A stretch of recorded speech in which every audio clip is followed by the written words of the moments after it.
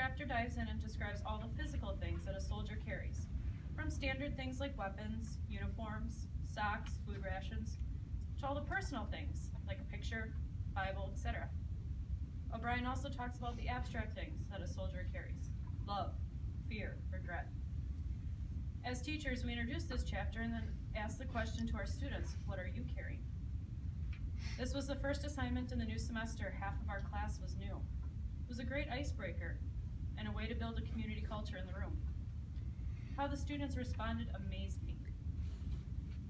This was an individual assignment, but collectively, they all told a story.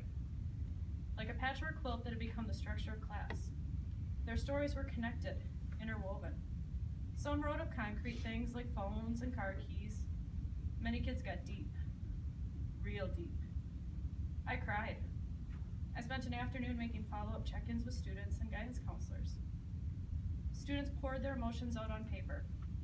I learned of friendships that have soured, the anger, fear, and worry over friends and their choices. I learned about betrayal, love lost, and death. I learned about broken families, neglect, and abandonment. I learned that these kids are sensitive, but more importantly, resilient. As I continue to watch the friendships change and evolve in this class, I watch these, quote, kids forge their way into adulthood. Some have it figured out. They will, quote, make it. Some don't get it. I guess that's okay. And that brings me to this. Why am I here? Why am I writing this? In order to answer this, I may need to back up a bit. I have a motto that comes from my dad. He's always said it doesn't cost anything to be nice. My dad was a police officer for over 30 years. I'm a teacher. Both of our professions have a high burnout rate. Both often get negative press and don't have a lot of public support. Yet both are essential for the future of our society. Both carry a lot of baggage. So here's my turn. Here's what I carry. I carry worry and sadness for the safety and for the ability for many of my students to meet their basic needs, like food, shelter, and clothes. I've delivered food baskets at Thanksgiving and Christmas. I see the poverty that's all too real in this district. Families that are doubled together in a one-bedroom apartment. Families that don't have running water. Students that have one, maybe two sets of clothes to wear.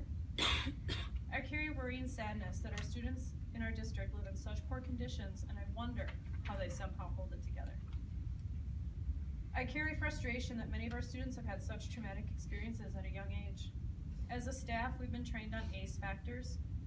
That's adverse childhood experiences, if you don't know what those are. So those would be things like divorce, death, abuse, but they rate how many experiences you've had. And from what I know and see, kids have been experienced those things: divorce, death, abuse, drugs, neglect. Some have been robbed of their childhood. That's not fair. I carry a voice. As a special educator, I work with students that are times viewed as, quote, difficult. I'm constantly told by outsiders, bless you, you must be so patient, when I say that I'm a special education teacher. Not all the students that I work with are difficult.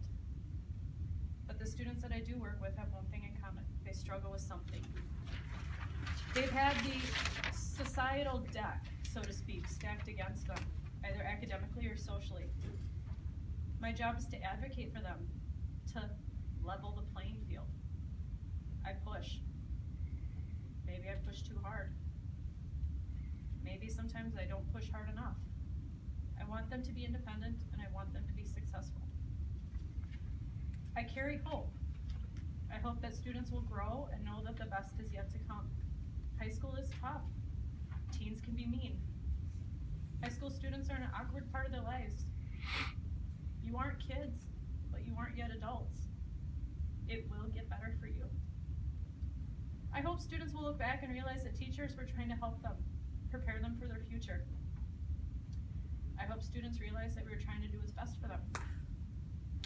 I hope students realize that teachers care and that we are affected by you and your lives. And most of all, I hope you remember that it doesn't cost anything to be nice. So that's what I carry.